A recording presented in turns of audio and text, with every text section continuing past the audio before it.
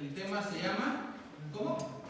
Antes de la reforma. Sí lo tengo aquí apuntado, no se me ha olvidado, pero quiero que usted lo vea. Antes de la reforma. ¿De cuál reforma? Bueno, en 1517, un monje agustino, un católico, un sacerdote, da, no inicio, porque no es el iniciador como tal, él empieza a dar forma a enfrentarse contra el poder más fuerte en ese momento, que era el poder religioso, donde llegaba a tener gran poder, incluso más que cualquier poder político en ese momento. Y antes de iniciar, me gustaría que oráramos, que sea el Señor el que nos dirija, porque si bien va a ser un tema histórico, necesitamos hablar de la Biblia, porque para eso estamos aquí, pero necesitamos nosotros conocer de alguna forma nuestras raíces. Oremos. Señor, te damos gracias en esta mañana por tu amor, por tu misericordia. Gracias porque tú eres bueno, porque a ti te ha placido tenernos en este lugar. Glorificamos tu nombre, Señor, en todo momento, y te pedimos que nos dirijas, te pedimos que seas tú quien nos guíe, y que este tema que vamos a abordar hoy y por las próximas 2 semanas más a partir de hoy, que sea de bendición y edificación para la iglesia. Te damos gracias, Señor, por tu amor y por tu misericordia, y gracias por la oportunidad de poder enseñar este tema, Señor. Te doy gracias en el nombre de Jesús, y el pueblo de Dios dice amén, amén. Para iniciar, quiero que abramos nuestra Biblia en la carta a los Romanos, capítulo 1, versículo 16 y 17. Capítulo 1, versículos 16 y 17 de la carta a los Romanos.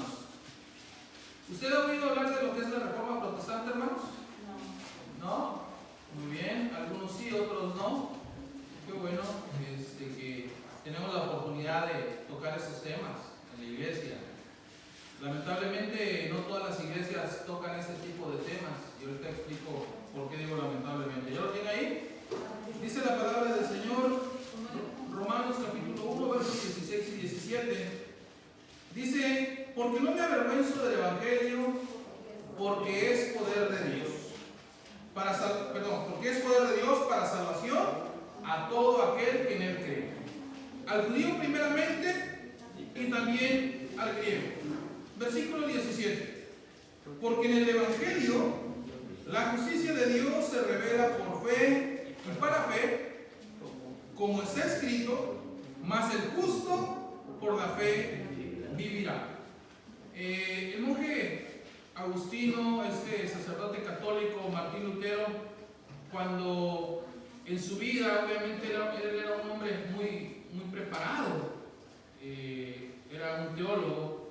Él muchas veces había leído este pasaje, siendo él estudiante en el seminario, lo leyó muy seguramente muchas veces, siendo ya también un sacerdote, posiblemente pudo haber predicado de él, pero llega un momento donde ya algo está sucediendo en su corazón. Lo que sucede es que el Espíritu Santo empieza a obrar en la vida de este hombre, y cuando se empieza a dar cuenta de todo lo que estaba metido dentro de la Iglesia Católica Romana, llega un momento donde el Espíritu Santo ya está obrando en la vida de Martín Lutero, y cuando él lee este pasaje, más como está escrito, más el justo por la fe vivirá, algo sucede en su corazón que lo hace recapacitar, de ver lo que está viviendo y ver la fe en la que él ha cimentado su vida hasta ese momento. Y pudiéramos pensar, cuando hablamos de la palabra Reforma Protestante, muchas personas llegan a pensar que es algo nuevo, es algo que surge en 1517, que es cuando da origen, que dentro de 2 semanas voy a predicar de ese tema, porque cae casi el día del aniversario. Resulta que eso no inicia en 1517, y quiero remontarme un poquito a la historia.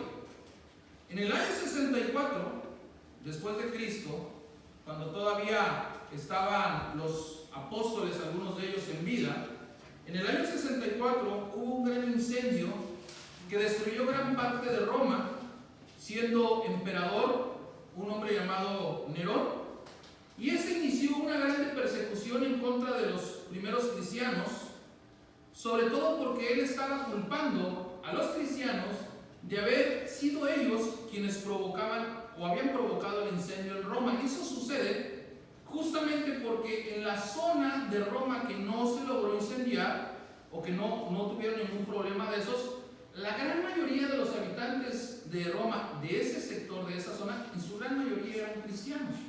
Por lo tanto, Nerón había inculpado a los cristianos de haber sido ellos quienes habían dado inicio a esto. Esta persecución, que inicia en el año 64 aproximadamente con Nerón, se extiende por más de 200 años, con los siguientes emperadores que se habían ido levantando en el Imperio Romano. Y es aproximadamente 200 años después, poquito más de 200 años, que hubo un emperador llamado Constantino el Grande. Y él, junto a otro hombre llamado Licinio, en el año 313 después de Cristo, él establece algo que se conoce como el Edicto de Milán. En el año 313 después de Cristo, este famoso Edicto de Milán era un decreto, era una orden que él como emperador estaba lanzando, donde a partir de ese momento estaba dictando de que daba por terminada la persecución contra los cristianos, y es este Constantino el Grande quien legaliza el cristianismo como religión en ese momento. En apariencia, este hombre llamado Constantino el Grande, él era un cristiano, pero la realidad detrás de él es que, aunque él había dado la autorización de que se extendiera el cristianismo en ese momento, él era un hombre completamente pagano, donde incluso cuenta la historia de este hombre que él de alguna manera aceptaba el evangelio, pero él no se bautizaba, porque él sabía o entendía en algún sentido o pensaba, creo que la palabra correcta aquí sería, él pensaba que en el momento que él fuera bautizado, entonces ya no habría marcha atrás. Nosotros hoy sabemos que nosotros no necesitamos estar bautizados para verdaderamente haber tomado una decisión en nuestro corazón de servir a Dios. El bautismo es simplemente manifestar públicamente lo que ya ha sucedido en nuestro corazón. Tal fue así que este hombre llamado Constantino, hasta que está en el lecho de muerte, poco antes de morir, es cuando él finalmente es bautizado, porque él pensaba que si él, siendo ya bautizado, pecaba, pues obviamente se iba a perder. Con este hombre llamado Constantino, se cree o se asume que es a partir de él donde empieza a tomar forma el nacimiento de la Iglesia Católico Romana. Obviamente la Iglesia Católica, el clero católico niega esto y ellos dicen que ellos nacieron con Jesús, pero hasta ese momento no había definido nada, un nombre expreso como tal de decir Iglesia Católica. En ese momento todos se conocían como cristianos, todos. ¿Qué es católico? Bueno, a partir de ese año es cuando este hombre llamado Constantino quiere mezclar el poder político con el poder religioso, y él de alguna forma crea esa famosa nueva religión o esa línea donde él une la política con la religión. Y este hombre funda en su momento una ciudad donde él habitaba llamada Constantinopla, que después cambia de nombre a Estambul, que es la actual Turquía en nuestra época, pero la funda este hombre llamado Constantino. Y usted y yo pudiéramos decir, bueno, hermano, todo esto que tiene que ver con la iglesia. Bueno, es que ahí es donde nosotros debemos de poner nuestra mirada. La palabra reforma no significa necesariamente iniciar algo nuevo.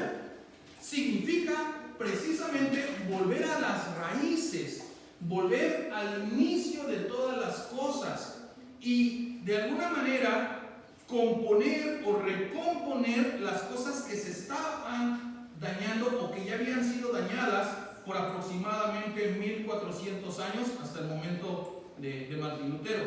Por eso la reforma no es algo nuevo, es simplemente regresar a las bases fundamentales del cristianismo. Entonces, ¿por qué le mencioné a ese tema antes de la Reforma? Porque hoy en día, en la iglesia cristiana, existe un gran desconocimiento de la identidad del hombre, de la identidad del creyente. Hablaba yo ahorita, quienes han escuchado la palabra Reforma Protestante, algunos sí, algunos no. Y los que han escuchado, ¿qué han escuchado? Los que no han escuchado, pues, entonces, ¿de qué se enseña en la iglesia en algún sentido de este tema? Porque en la Reforma, lo que sucede es que los reformadores buscan precisamente llegar a ese punto de la doctrina sana que estaba a los inicios del cristianismo en el primer siglo. ¿Qué había sucedido o qué está sucediendo, más bien dicho, y por qué muchas iglesias no lo enseñan? Porque cuando se habla de la Reforma, automáticamente muchos piensan en Juan Calvino, piensan en Zwinglio, piensan en muchos de los reformadores, y ellos dicen, como yo soy pentecostal, como yo soy de alguna otra denominación, yo no tengo por qué saber absolutamente nada de la Reforma Protestante, porque yo no soy bautista, no soy reformado, no soy anglicano, no soy metodista. Bueno, es que esto no es un movimiento de una denominación cristiana, es un movimiento de la iglesia como tal, de volver a la sana enseñanza. Esa es la Reforma Protestante, y que todas las iglesias deberíamos de conocer el origen y dónde se empezó a pervertir el cristianismo. Y eso no es nuevo, hermanos. Esto es algo que viene desde hace muchos años, y aquí estamos sacando al menos una fecha del año 313, donde Constantino hizo algo bueno, detiene la persecución contra los cristianos, pero lo malo es que el verdadero cristianismo se empieza a corromper. Entonces, parece que cuando nosotros hablamos de esta famosa Reforma Protestante, muchos nos olvidamos y separamos el protestantismo de la vida práctica de la iglesia. Hoy muchas modas se han metido dentro de las iglesias, se han encubierto muchas herejías, y eso está causando un grave conflicto dentro del cristianismo, y nosotros no debemos de encubrir esas herejías como en algún momento se encubrieron, pero al final de cuentas la Biblia dice que no hay nada oculto que no haya de ser manifestado, y cuando hay una mentira debe de salir a la luz. Y no debemos de esperar que sea alguien de afuera quien venga a poner esas cosas en evidencia. Debemos de ser nosotros, la iglesia, los cristianos verdaderos, que nos levantemos y denunciemos estas mentiras que se están metiendo en nuestra iglesia nuevamente. Hubo 4 causas principales las cuales originaron el movimiento protestante. No fue solamente religión, no solamente fue el dogma, las enseñanzas, sino que hubo al menos 4 causas que generaron esta famosa Reforma Protestante de 1517. La número 1, hubo un trasfondo político. Número 2, hubo un trasfondo intelectual. Tercero, hubo un trasfondo socioeconómico. Y el cuarto, que hubo un trasfondo religioso en toda esta Reforma Protestante. En lo político, a partir del siglo X, año 900, año 1000 aproximadamente, hubo un emperador que era quien prácticamente controlaba en ese momento todo el territorio europeo, y este emperador era aquel que dominaba en toda la cuestión política. Siglos XIII, siglo XIV, aproximadamente 1200, 1400, empiezan a surgir nuevos reyes en ciertos territorios pequeños, pero ellos, para no confrontarse al rey que dominaba toda la parte de Europa en ese momento, ellos no se hacen llamar reyes, sino que se hacen llamar príncipes. Y se hacen llamar así para evitar confrontaciones con aquel que tenía más poder y de alguna forma poder llevar una relación sana. Yéndonos un poquito más para atrás, en el año 711, un grupo de hombres conocidos como los moros eran musulmanes, pero no está bien definida hacia qué línea. Se cree que muchos de esos moros eran turcos, otros piensan que los moros esos eran incluso españoles.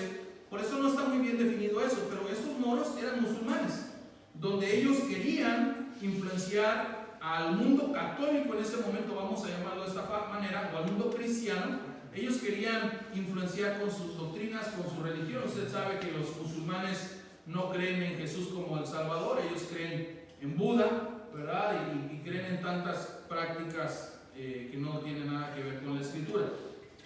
Aproximadamente desde el año 711 que los moros habían tomado poder sobre España, hasta el año 1492, España logra independizarse o logra expulsar a esos moros de su territorio. Hasta el año de 1492, no sé si le recuerda algo esa fecha.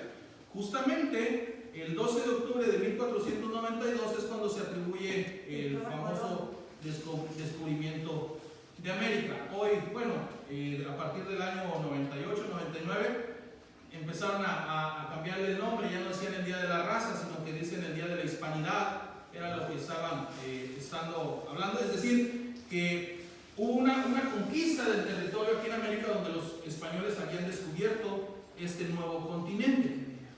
¿Qué sucede? Bueno, hay un teólogo, historiador escocés de nombre Juan Mackay, que él vivió un tiempo en Perú, aproximadamente 1860-1870, y este teólogo historiador menciona que los españoles, al haber expulsado de su territorio a los moros y haber recuperado el terreno, ellos, al haber descubierto América, lo tomaban como que era una bendición o una recompensa de parte de Dios por haber expulsado a aquellos que estaban en contra del catolicismo. O sea, ellos la conquista de América la veían como que era una recompensa de parte de Dios por seguir preservando la doctrina católica romana. Eso es lo que estaba sucediendo. En el caso de otras naciones como Inglaterra y como Alemania, pasaba algo muy similar a los españoles con los moros. Resulta que entre los ingleses y alemanes estaban teniendo conflictos, estaban peleando. Había una nación, la nación de Escocia, donde ellos se habían quedado sin rey. Como ellos se habían quedado sin rey, estos dos reinos, los ingleses y los franceses, se empiezan a pelear para poder ellos tomar posesión sobre Escocia y así extender sus dominios. Entonces, usted podrá decir, hermano, pero todo esto ¿qué tiene que ver? Bueno, es que estamos hablando de las cosas políticas que generaron la reforma. No todo fue un movimiento religioso. Tanto los españoles como los franceses y también los ingleses, ellos apoyaban al papado, a Roma. Ellos le aportaban grandes sumas de dinero en impuestos y empieza a haber ese conflicto político entre esas naciones.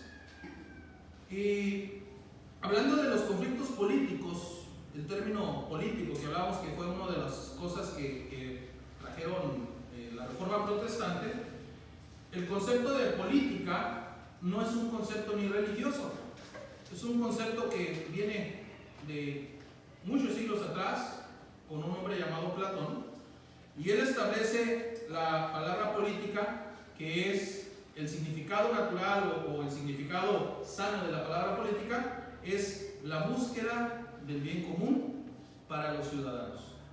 Por eso les digo que la Reforma Protestante tiene matices políticos, porque en la política, como es el sentido original, es buscar el bien común de las personas. Y si nosotros pensamos de una forma seria, Jesús que estaba buscando, bueno, Jesús que mostró en muchas ocasiones, aunque no fue su ministerio, pero en muchas ocasiones Jesús buscó el bien común de muchas personas durante su ministerio, donde él ayudó a personas que tenían necesidad, sanó enfermos, dio de comer a algunas personas, y de alguna manera cuando viene toda esta reforma protestante por cuestiones políticas, lo que estaban pretendiendo los primeros reformadores es que ya no hubiera esa humillación contra el pobre, que no hubiera esa humillación contra las demás personas. En la Reforma Protestante, en cuanto a lo político, hubo un hombre de nombre Juan Calvino, allá en Ginebra, junto con otro llamado Guillermo Farel, que ellos hicieron una reforma teológica, pero a su vez esta reforma era una reforma política, porque fue con Juan Calvino y con Guillermo Farel que la teología se hizo política. Es decir, con Juan Calvino y con Guillermo Farel es la primera vez que la teología va a tener un beneficio directo para la gente. ¿Por qué? Porque en ese momento estaba tan corrompido el sistema católico romano, donde ellos lo único que buscaban era el beneficio propio y se olvidaban de las demás personas. Dentro del clero católico había muchas riquezas y el pueblo estaba pobre. ¿Les suena algo similar a lo de nuestros días? La grande riqueza que está acumulada en un país, el país más pequeño del mundo, ¿sabe cuál es? Es un estado, se llama el Estado Vaticano. Es el país más pequeño del mundo, que consta creo que de 2 kilómetros cuadrados. Y ahí está una gran cantidad de riqueza económica. O sea, estamos viviendo de alguna forma algo similar a lo de ese momento. El Estado Vaticano, donde tiene su propio rey, que es el Papa, donde hoy él es no solamente un líder religioso, sino que es un líder político. Por eso cuando, no sé si usted ha pasado o se ha preguntado, ¿por qué cuando el Papa visita un país, por qué el presidente de la República lo recibe y le hace tanta pleitesía? Porque no lo está recibiendo como un líder religioso, lo está recibiendo porque él es un jefe de Estado y de gobierno, y lo recibe como recibiera un presidente o un rey de alguna otra nación. Por eso lo reciben de esa manera, ¿verdad? Ahora, hubo un hombre llamado Ulrico Zwinglio, y este hombre llamado Ulrico Zwinglio, él de alguna manera quiso, también tuvo un error, hizo algo bueno, pero uno de los grandes errores de este hombre llamado Ulrico Zwinglio es que él quiso prácticamente que toda la nación fuera una iglesia. Es decir, así como el catolicismo romano obligaba a las personas a profesar su catolicismo, Ulrico Zwinglio de alguna forma tenía esa misma idea, pero ahora él lo que quería era implementar el cristianismo de una manera obligada, por ponerlo de esa manera. Una nación completamente protestante. Y pudiéramos pensar, está bien, sí está bien hasta cierto punto, pero dentro de todos esos, ¿quiénes verdaderamente serían cristianos? ¿Quiénes verdaderamente profesarían la fe genuina y vivirían conforme a los mandamientos de Jesús? En los años de 1960, 1970, un hombre llamado, no es Samuel Joaquín, no recuerdo si fue Samuel Joaquín o su padre, uno de esos hombres líderes de una de las sectas cristianas o pseudo-cristianas más grandes de México y de América Latina, llamada La Luz del Mundo. Él, allí en Guadalajara, tiene una colonia grandísima que se llama La Hermosa Provincia, donde de inicio todas las personas, para poder tener un terreno en ese lugar, tenías que ser parte de esa iglesia. Terrenos que el gobierno de esa época había regalado a esta iglesia para así poder asegurar y comprar los votos contra el partido oficial en ese momento. ¿Se dan cuenta cómo lo que estaba pasando en ese momento es algo que de una forma u otra seguimos viviendo? Por eso la importancia de conocer este tema, hermanos. No separar la historia de la vida práctica de la iglesia. Porque si nosotros no conocemos la historia, hay un eslogan que dice que el que no conoce la historia está condenado a repetirla. Si nosotros no conocemos lo que sucedió en aquellos años, por eso es que estamos nosotros viviendo exactamente lo mismo. Antes el clero católico, los grandes jerarcas millonarios, hoy vemos grandes pastores millonarios.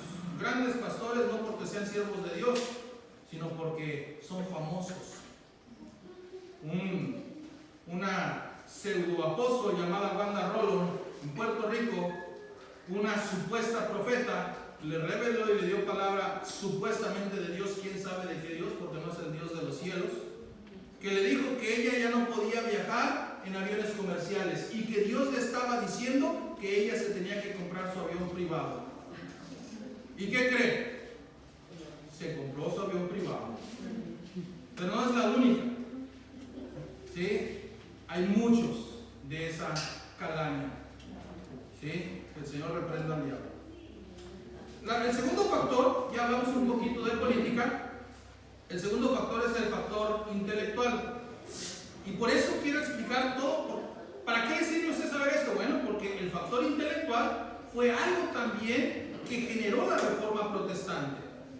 Hasta ese momento, hasta la época de la Reforma Protestante, la única traducción oficial de la Biblia que existía era una conocida como la Vulgata Latina de San Jerónimo, escrita aproximadamente entre el siglo IV y el siglo V. Estamos hablando entre el año 300 y el año 500, en ese rango de tiempo.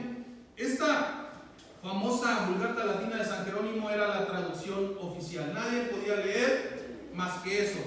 ¿Por qué? Porque era el idioma del Imperio Católico. El idioma antiguo del Imperio Católico es el latín, donde incluso hoy se reúnen los católicos, por ejemplo en el Vaticano, cada que van a elegir un papa, el idioma que generalmente hablan todos es el latín. Ya algunos otros, los más jóvenes, los cardenales más jóvenes, ya se comunican entre ellos en italiano, pero el latín es el idioma que tradicionalmente ha sido el idioma del catolicismo. Sucede que cuando empieza todo el momento de la Reforma Protestante, se empezó a cuestionar la fidelidad de la Vulgata Latina de San Jerónimo. Es decir, de lo que estaba traducido en la Biblia que ellos tenían, que era el latín, ¿qué era fiel a lo que se escribió en hebreo, arameo y griego? ¿Qué era fiel? ¿Y qué habían ellos alterado para su propio beneficio? ¿Les suena algo similar? Los falsos testigos de Jehová han distorsionado la escritura, han hecho su propia, le llaman Biblia también, que son las traducciones al Nuevo Mundo de los Testigos de Jehová, donde es una Biblia manoseada, donde le han quitado más de 230 versículos y han distorsionado otra gran cantidad. Los mormones también tienen su propia Biblia, su propia traducción. ¿Y qué creen? Hace un par de años acaba de salir una Biblia donde los unicitarios, los llamados Solo Jesús, ya han lanzado también su propia Biblia, donde muchos versículos donde nos apunta hacia la Trinidad, donde dice, por ejemplo, en el principio era el verbo y el verbo era un Dios y este verbo era un Dios y este Dios es Jesús. Donde otros versículos, por ejemplo, donde hablan de que en Él está toda la plenitud de la deidad y la deidad es Jesús, así han alterado, hermanos, la Biblia. Por eso es que los reformadores empezaron a estudiar la Biblia en el latín y estaban investigando qué era verdad, qué era lo que estaba como había sido inspirado por el Espíritu Santo originalmente en hebreo, arameo y griego, y que habían distorsionado para su propio beneficio. En la cuestión intelectual, si entendemos, en ese momento, hermanos, habían dos grandes problemas. Primero, la vasta mayoría del pueblo era persona que no sabía leer y escribir, se les llama analfabetas. Al tener una comunidad analfabeta en su mayoría, obviamente ellos estaban destinados a que lo que les decían, ellos lo tenían que creer. Y es que la Biblia dice así, no lo sé leer, lo creo. Ese era un problema. El otro problema, que la única traducción que tenían era el latín. ¿Y qué cree? Los que sabían leer y escribir no sabían latín. Por lo tanto, ¿Quiénes eran los únicos que podían explicar lo que la Biblia decía? Los católicos. Porque había algo que se llama que lo que el Papa dice, eso es. Donde si el Papa dice algo desde la silla papal que se llama ex cátedra, lo que el Papa dice desde la silla papal llamado ex cátedra, ¿qué cree? Eso tiene que ser. Y como no conozco la Biblia, no tengo manera de refutar lo que me están diciendo. ¿Les suena algo parecido? Que hoy muchos pastores, maestros, líderes, vamos a hablar de cualquier religión, no quieren que la gente de la iglesia se prepare.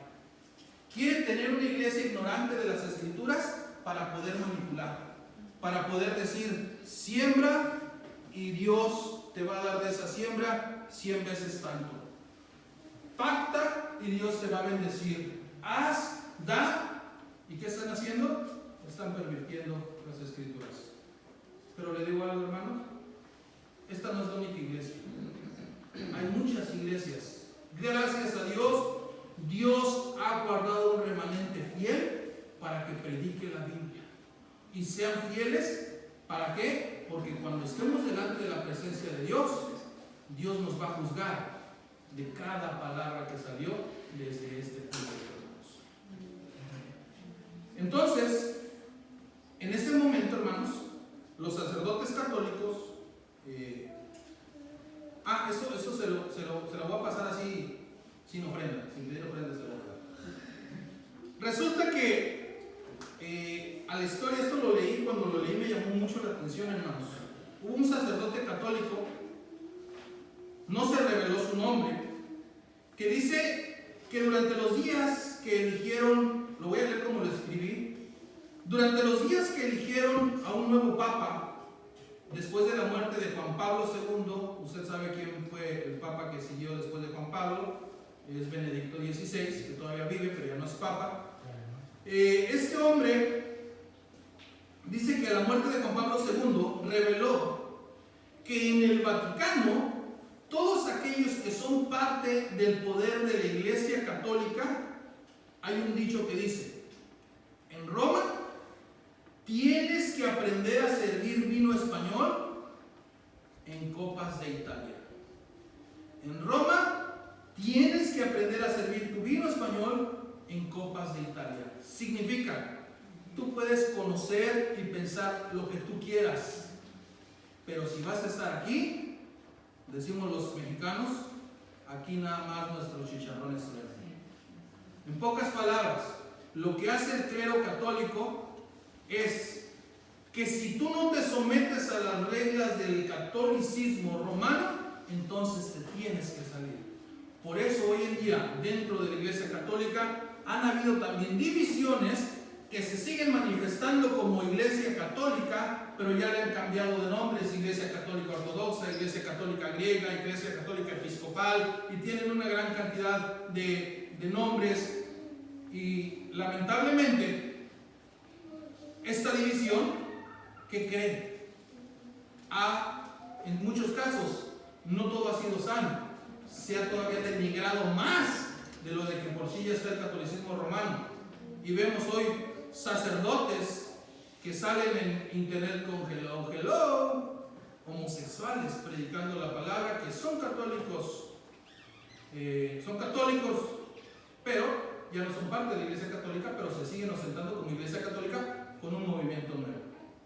Otros de ellos, como Alberto Coutier, hace unos años, que él deja la Iglesia Católica porque se quería casar y el catolicismo no lo aprobaba. Eso es bueno, porque la Biblia no habla de que los sacerdotes debamos de ser hombres o mujeres solteros.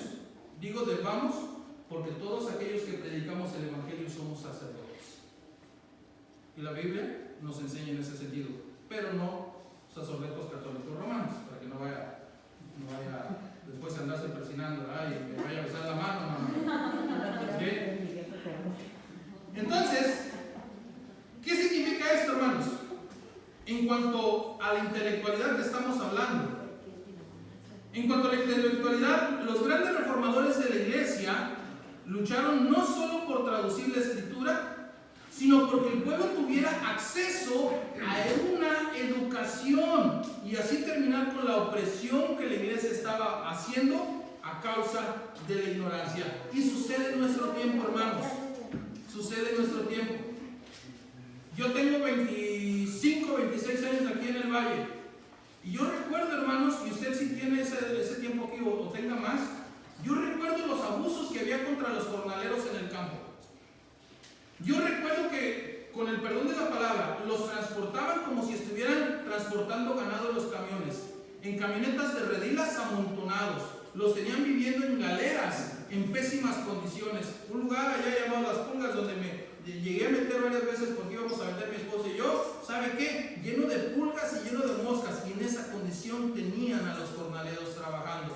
Allá en La Coyotera, en Camalú, otro campo exactamente igual, condiciones deplorables. ¿Sabe por qué? Porque abusaban de la ignorancia de muchas personas que tenían necesidad de trabajar, tenían hambre de salir adelante, pero eran abusadas. ¿Qué sucede? ¿Por qué ya no se ve eso, hermanos? ¿Por qué? Porque se levantó una generación de jornaleros que tienen primaria y secundaria y algunos de ellos tienen prepa. Muchos de los hijos de esos jornaleros que aguantaron esas humillaciones hoy son profesionistas, ingenieros, licenciados y muchos de ellos abogados. Que cuando estos hombres les pueden decir a sus padres, ¿sabes qué? Tú no tienes que dejar que te humillen, lucha por tus derechos, porque se ha levantado una generación de jornaleros preparados, con hijos preparados. ¿Y saben qué, hermanos? Eso es bueno. Y la reforma protestante, amén, podemos dar gloria a Dios. Amén. La reforma protestante atacó ese sentido, atacó ese punto, terminar con la ignorancia y que la gente conociera y se preparara. Hoy tenemos cristianos que no tuvieron la oportunidad de aprender a leer y escribir, pero por la gracia de Dios, con este hermoso libro, han aprendido a leer y escribir. Por eso, hermanos, en ese sentido, la reforma tiene un gran sentido intelectual, la reforma protestante. Se levantó un grupo de reformadores,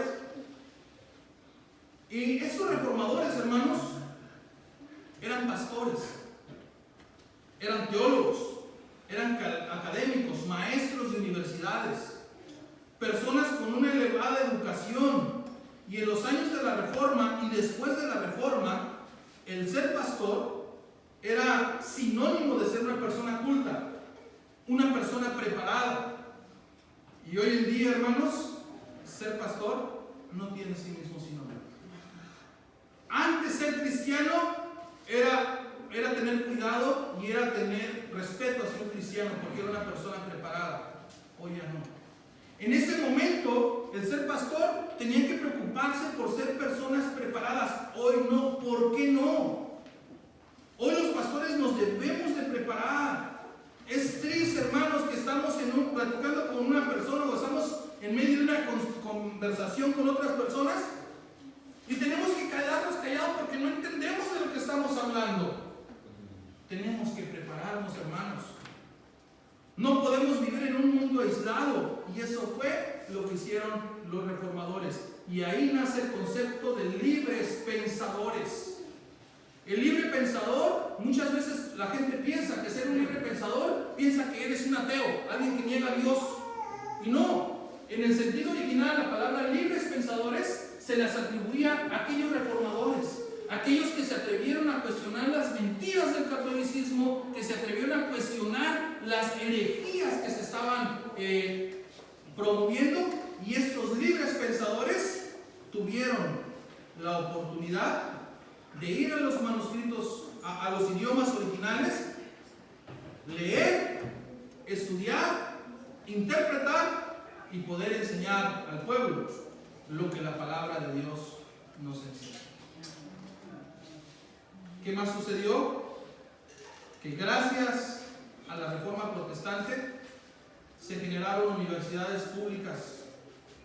Gracias a la Reforma Protestante, porque de ahí viene, hoy tenemos colegios cristianos. Lamentablemente en México dicen que la educación es laica, donde no pueden haber colegios cristianos. Eso dicen, pero no es cierto, porque hay una gran cantidad de escuelas católicas. ¿Por qué contra ellos no se meten? Porque de alguna forma han servido al gobierno durante muchos años.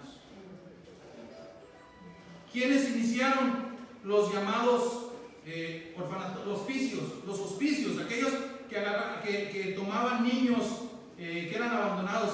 Los cristianos fueron los primeros. En la época todavía de la época bíblica, cuando había un padre, veía a su hijo y este lo rechazaba, cuando no se complacía, le daba la espalda. ¿Y saben qué tenía que hacer? La mujer tenía que desecharlo a la calle. Y muchos cristianos los tomaban. Y así es como de alguna forma iniciaron los primeros orfanatorios, los primeros hospitales de cristianos. La gente está en contra de la iglesia. Pero esos que están en contra de la iglesia, ¿qué creen?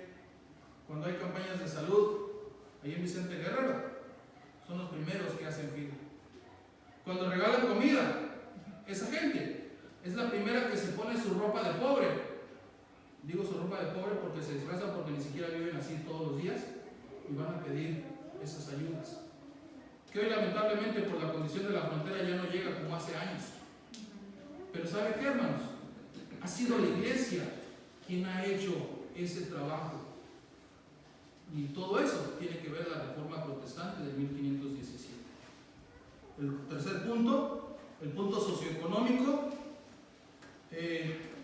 La iglesia, en ese momento la iglesia católica era muy rica y el pueblo vivía en grandes necesidades, y vemos las riquezas de hoy, hermanos.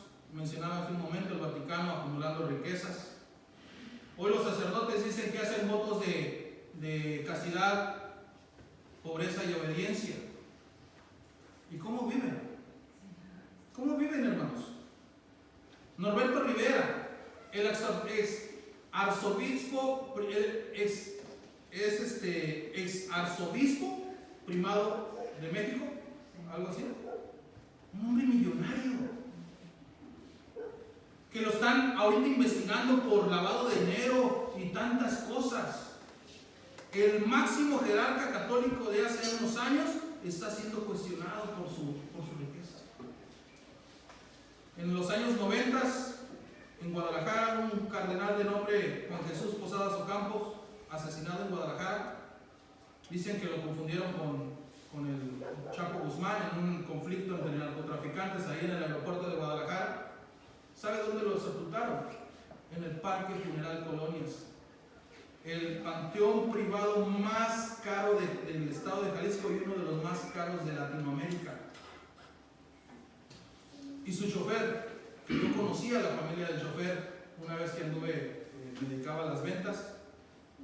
¿Sabe qué me dijo la familia? Que yo vendía servicios funerarios en esos días. ¿Sabe qué me dijo la familia? Yo sí quiero comprar, porque fíjense, mi chofer, mi hijo, decía la señora, fue chofer del cardenal. Al cardenal lo sepultaron allá, ¿y qué cree?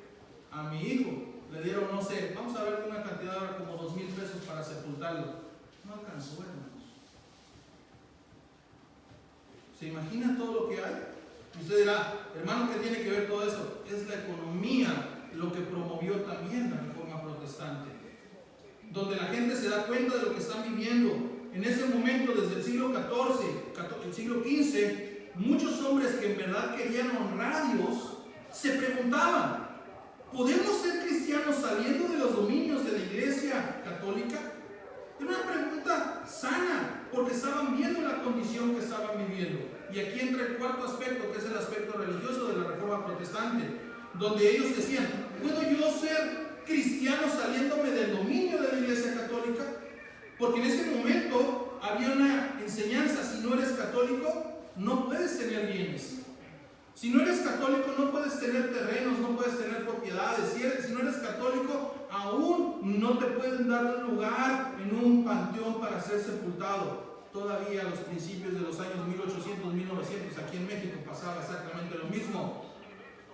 ¿No me cree? Hoy, 17 de octubre del 2021, en algunos lugares de Chiapas, de Guerrero, de Oaxaca, si usted no es cristiano, si no es católico y muere, tiene que salir a otro pueblo a sepultar a su familiar, porque no es católico. La iglesia se necesita seguir reformando. Se necesita levantar hombres y mujeres. Necesitamos levantarnos nosotros, hermanos, dispuestos a enfrentar las cosas que vienen por amor a Cristo y a su evangelio. En esta cuestión religiosa hay 6 cosas, hermanos, 6 circunstancias que históricamente cansaron a las personas, por las cuales se levantan y se ponen en contra del catolicismo romano, y esto contribuyó en el desprestigio de la Iglesia Católica, porque el desprestigio que tenía en esos momentos ya era muy grande. Como hoy es la Iglesia Católica, hermanos, no tiene prestigio. Pero espérenme, la cristiana tampoco, porque estamos viviendo los mismos tiempos de antes. Y ahorita les voy a poner un ejemplo más sencillo. Estas 6 causas, circunstancias que generan esta reforma en sentidos religiosos. Número 1 es el papado de Aviñón en Francia. Un papa en Francia llamado Bonifacio VIII era un hombre muy astuto, muy inteligente, pero a la vez él era un hombre muy ingenuo, hermanos, porque en ese momento había una guerra entre Francia e Inglaterra y se estaban peleando por Suiza. ¿Se acuerdan que hace un momento dije? Y en esta pelea que estaban teniendo por Suiza ellos, el Papa Bonifacio VIII se da cuenta que gran cantidad del dinero que el papado recibe, el 50% de los impuestos religiosos que recibía el papado en ese momento, provenían de estas 2 naciones, de la nación, ya me perdí aquí, le dije, es que como estoy pensando, de Francia y de Inglaterra. De ahí viene el 50% de sus intereses. Cuando empieza a haber guerra entre ellos para pelearse por el territorio de Suiza, hubo una guerra llamada la Guerra de los 100 años, donde Francia estuvo peleando por esta nación suiza que quería gobernar. En ese momento, el Papa Bonifacio VIII establece algo que se llama bula papal. La palabra bula papal es un documento sellado con plomo sobre asuntos políticos o religiosos, y en cuyo caso, si esta bula papal está sellada por el Papa, esta es una ley que se debe de obedecer. Una bula papal es algo que se tiene que obedecer. ¿Qué decía esta bula papal? Él decía que estaba prohibido gastar recursos en una guerra. Lo que él decía, está prohibido que se peleen entre ustedes. Eso era lo que decía. En pocas palabras, a él lo que le interesaba no era el pleito, le interesaba el dinero. Porque dicen, si ustedes están peleando, en vez de que me den dinero, van a gastar ese dinero en guerra. ¿Qué pasó con los Estados Unidos? El gran problema económico de los Estados Unidos, el gran problema con las casas y todo que ha habido por las últimas casi 2 décadas. Su gran conflicto económico de los Estados Unidos es porque han desviado millones de dólares a las guerras. ¿Y qué creen? Bonifacio no quería que le pasara eso. El buen Boni, era inteligente el Boni. ¿Por qué? Porque dijo, no se peleen, mejor para acá, ¿verdad? De cerca se ve más bonito el dinero. Entonces, sucede que en ese momento, como hubo conflicto y le salió peor el remedio que la enfermedad a este Bonifacio, resulta que los franceses lo que dicen, ok, ¿sabes qué? Ya no te vamos a dar dinero. Ahora vamos a levantar un papa aquí en Francia, y levantaron un nuevo papa en Francia que duró 72 años. Inglaterra por eso aceptó la reforma protestante, porque como Francia y como esas naciones que se rebelan contra el papado, el papa empieza a apoyar naciones como España, empieza a apoyar después naciones, como Francia. Esas naciones las apoyaba el catolicismo romano.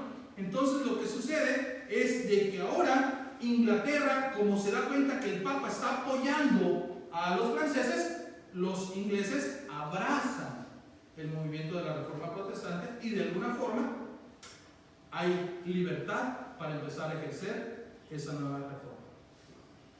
La segunda cosa que sucedió para la reforma religiosa fue un cisma llamado el cisma de Occidente. ¿Qué es la palabra cisma? Significa separación o división. Esa es la palabra cisma.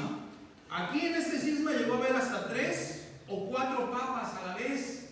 Imagínense, un papa en Francia nombrado por el rey. Un papa en Roma nombrado por las familias poderosas italianas. Un tercer papa, ahora en un lugar llamado Pisa, en Italia, se levanta un tercer papa. Y hubo un cuarto papa que se levantó en España, pero ese solamente duró aproximadamente 30 días. Pero habían, en promedio, llegó a haber hasta 3 papas. Y ahí es donde surge la molestia y la pregunta de los cristianos, nuevamente, y ellos dicen, ¿podemos seguir sin papa? La Iglesia Católica enseña, te sales del catolicismo, te sales de la verdad, y por eso nos llaman los hermanos separados. ¿Pero qué creen? También dentro del cristianismo hay pastores que dicen, tú eres de mi iglesia, pero si te vas de mi iglesia, ¿qué creen? Te sales de la cobertura de Dios. Conocí uno, y fue mi pastor, el último que tuve, y algunos de ustedes lo conocen. Entonces, otra cosa que genera esto es que el tercer punto, ya el primero dijimos fue, el primero es el papado de Aviñón en Francia, ¿verdad? Las divisiones de los papas. Después es la división de Occidente, el cisma de Occidente. El tercer punto, el papado quedó impresionado por todo el arte antiguo que había en ese momento, en el Renacimiento. En el Renacimiento, naciones como Francia, como Italia, como Alemania, esas grandes naciones, esos grandes reinos, tenían un gran acervo cultural, tenían una infinidad de arte, tenían pinturas, tenían edificios, tenían grandes cosas que el Papa había quedado impresionante con todas esas pinturas, con todas esas edificaciones majestuosas que hay en esas grandes naciones antiguas. Quedó tan impresionado que entonces él lo que hace, él quiere trasladar esa opulencia, esa vida de lujo, la quiere trasladar hacia Roma. ¿Cómo lo hizo? Construyendo la famosa Catedral de San Pedro en el Vaticano. Esto ya le tocó a otro papa, no fue al buen Boni. Esto ya le tocó a otro, un papa llamado León X. Y este León X supo que para construir algo así se necesitaban grandes cantidades de dinero. ¿Y qué creen? Empezaron a explotar al pueblo. Empezaron a pedir dinero por todo, empezaron a pedir dinero por cualquier cosa. ¿Sí? Gente larga. Por oponerse a eso, muchos hombres murieron, dieron su vida por la reforma protestante que hoy mucha gente desconoce. ¿Qué diferencia, hermanos? Y no voy a justificar. Estuvimos compartiendo estos días con la pastora de aquí de la Iglesia de la Misión, el ministerio más grande del Valle, no sé si del estado, pero es el más grande del Valle. Tal vez el más grande del país. Y una mujer íntegra, que ama, que honra a Dios, que sirve. Ustedes la ven, viste con modestia y humildad. La ven y una mujer apasionada de la obra. Uno la ve andando con sus congresos y sus cosas. Es una mujer que sirve a Dios. Esos ejemplos necesitamos ver y necesitamos vivir, hermanos. Por eso es lo que sucedió. El Papa quedó tan impresionado con todo el arte del Renacimiento que quiso llevar a Roma toda esa opulencia. Y lo vemos hoy. Y aquí criticamos uno, pero en Estados Unidos hay varios. Vemos la iglesia de Lakewood, un pastor multimillonario. Vemos muchas iglesias allá, pastores que acumulan fortunas de 100, 200, 300 millones de dólares. Pastores que tienen 2, 3, 4 aviones privados. Hermanos, y esa no es la bendición de Dios.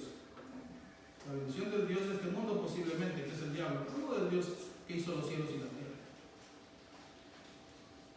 Por eso hay uno de los lemas después de la reforma fue Iglesia reformada, siempre reformándose. Tenemos que volver a la Biblia siempre, hermanos. Cuarto punto, ando retadito de tiempo, pero todavía ando bien. Cuarto punto, la venta de indulgencias. La venta de indulgencias, ¿qué es esto? Voy a poner un ejemplo. Está mi esposa y yo. Y resulta, no somos creyentes, estamos hablando de esa época. Resulta que yo me muero, ¿verdad? Un día así de buena, me pego mi infarto y así felizmente me muero. Digo feliz porque yo prefiero eso que una muerte agónica, aunque pero Dios dirá. Me muero. Y resulta que pues me voy al purgatorio, no al infierno, porque no fui tan malo. Me fui al purgatorio. Según ellos. Ahí, según ellos, el purgatorio no existe. Llega mi esposa con el sacerdote del pueblo, ¿verdad? Llega ahí con Monseñor Miguel Navarro. Y le dice, ¿sabe qué, señor cura? Sin ejemplo, ¿sabe qué, señor cura? Fíjese que pues mi marido se murió y yo sé que él va a estar en el purgatorio muchos años, pero ¿qué cree? Yo no quiero que esté en el purgatorio sufriendo, pagando ahí, limpiando sus penas. Yo quiero que él salga de ahí pronto, no que pase muchos años. Y le dice ahí el sacerdote, a ver, ¿qué tienes? No, pues fíjense que tenemos las 2 tiendas de la Gloss, y tenemos el remolque los martes, y tenemos, que no te preocupes, mira, dame la Gloss de la Cárdenas, y que, pues no va a estar tanto ese año, no va a estar un año. No, es que yo quiero menos, no, pues un año sufriendo. Está bien, dame el remolque también. Aunque tu marido ya no se dame el remolque y después se va. Pero va a estar 3 meses. No, pues no, fíjense que no. Yo quiero que salga mañana. Mira, no puedo hacer tanto. 48 horas. Dame la Gloss de Camarón. Y el carro de tu hijo. Está bien porque no quiero que mi esposa sufra. Se oye de risa, ¿verdad? Pero eso pasó. Y está escrito en los libros de la historia de la Iglesia Católica. Está escrito en los libros de la historia de la Iglesia Católica. La historia negra que no quieren que se cuente. Pero ahí está escrito. ¿Y saben qué, hermanos? Esa venta de indulgencias tuvo a su gran vendedor, un hombre llamado Johann Tetzel, que él fue el gran vendedor de este Papa León X, donde ¿sabe qué decía él? Una frase. Llegaba a un lugar, ponía dibujos, pinturas de gente siendo atormentada supuestamente en el purgatorio, ahí entre lumbre y quemándose y sufriendo, y les decía, así está su familiar en este momento en el purgatorio. ¿Quieren que se vaya al infierno, a un lugar peor, o quieren que salga? No, pues no queremos. Y hubo un momento donde el Papa lanza un edicto, ¿verdad? Donde otra bula papal, donde esa bula papal decía que tan rápido sonara la moneda en el baúl de los dineros, ¿qué cree? El alma salía del purgatorio. Aleluya. ¿Se imaginan? Tan rápido suena la moneda en el cobre, el alma sale del purgatorio. Porque estaban recabando el dinero y decían, y entre más des, más rápido sale. Por eso Martín Lutero, cuando ve esas prácticas y que lee Romanos capítulo 1, versículos 16 y 17, más el justo por la fe vivirá, dijo, esto no es lo que la Biblia enseña. Esto no es lo que dice la Escritura. Porque la Biblia nos enseña que la salvación es por gracia. Es por gracia, hermanos. Las indulgencias fue el punto que derramó el vaso. Pero no termina ahí. ¿Termino o ya terminamos? Me quedan 2 puntos. ¿Rapidito? ¿Sí? Ok. El quinto punto que generó esta reforma religiosa fue algo que se conoce como la simonia. O la simonía. ¿Qué es la simonia o la simonía? Haciendo referencia a Simón el Mago. Libro de los Hechos. Resulta que está Simón el Mago, ve que viene Pedro y Juan, creo que fue Pedro y Juan, los ve que vienen y ve que cuando Pedro y Juan ponen manos sobre la gente que cree, reciben el Espíritu Santo. ¿Y saben qué hace Simón el Mago? Ofrece dinero. ¿Cuánto quieren para que yo también a los que les ponga las manos reciban el Espíritu Santo? Pedro les dice, perezcas tú y tu dinero, porque el favor de Dios no se compra con dinero. Esa es la simonia. ¿Qué significa esto?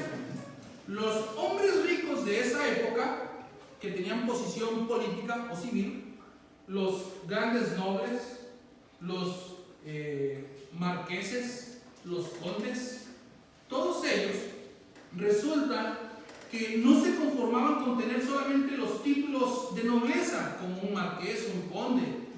Ahora también querían los títulos religiosos y ofrecían dinero al Papa Católico, grandes cantidades de dinero, ahora por títulos religiosos. Por eso es que vemos obispos y cardenales que no eran ni siquiera católicos, eran paganos, porque querían todavía más.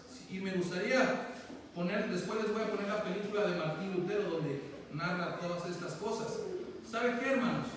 Ahora ellos estaban comprando esas posiciones eclesiásticas por dinero, por eso se llama como la simonia. Pero ¿qué creen, hermanos?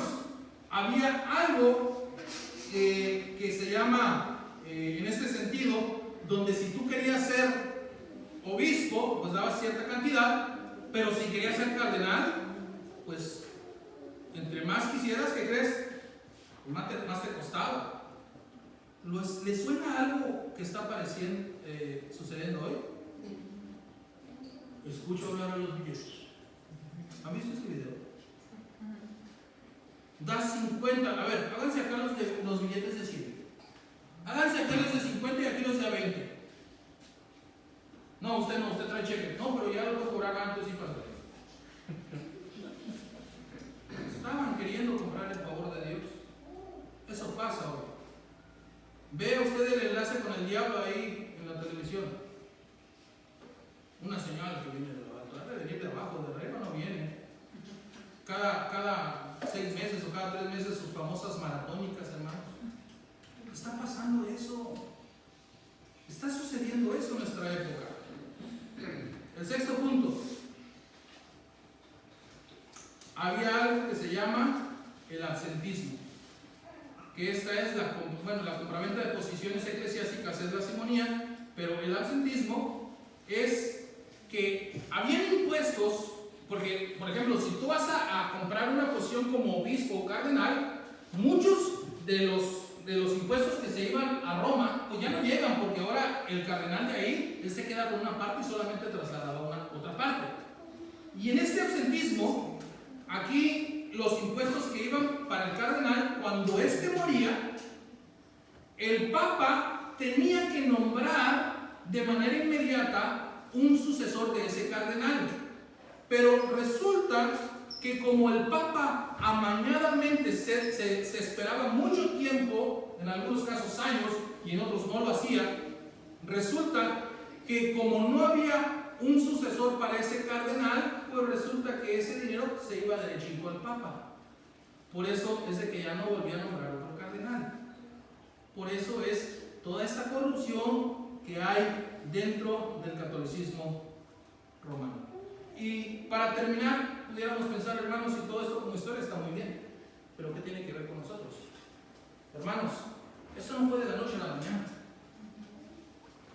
Pasaron aproximadamente 1200 o 1300 años para esta corrupción. Cuando en la reforma de 1517 se medio limpió, pero no se limpió completamente. Y lo peor, pasó como cuando podamos una planta. ¿Qué pasa cuando uno poda una planta? No sé si sea verdad, pero dicen que cuando podas algo luego sale más. Ay, córtate las puntitas del cabello para que te crezca más. ¿Sí han oído ustedes eso? No sé si sea verdad o sea mentira, o sea, es un solo mito, pero vamos a tomar ese mito. Parece que con esa limpieza, lejos de que se terminara, se terminó. Donde antes había ladrones católicos, hoy hay ladrones evangélicos. Pero ¿sabe qué? Dios se ha preservado un remanente. Seamos ese remanente fiel, hermanos. Seamos ese remanente fiel. Y aquí está Miguel y Paola, que no me dejarán mentir, y nunca me lo ha escuchado esta Teresa posiblemente, pero lo van a escuchar. Y lo voy a decir ahorita. Yo a ellos les he dicho, y a todos los que han llegado aquí del Instituto Bíblico, les he dicho, nunca sirvas en un ministerio por dinero. Sírvelo por amor, por honra a Dios. Y si en el ministerio donde vas a servir tienes la bendición de parte de Dios de que te paguen, gloria a Dios. Pero muchas veces te tocará apoyar de lo que tienes. Te tocará trabajar afuera para traer adentro. Ese es el amor de Dios. Ese es el amor de Cristo. Un hermano, un pastor muy joven, amigo de Miguel de Paola, también amigo de nosotros, él entró a trabajar en un ministerio muy grande en Ensenada, corrupto, moviendo miles y miles de dólares. Tenía un sueldo. Cuando le dijeron, tienes que predicar esto, él dijo, no, me pagarán muy bien, pero yo voy a servir a Cristo.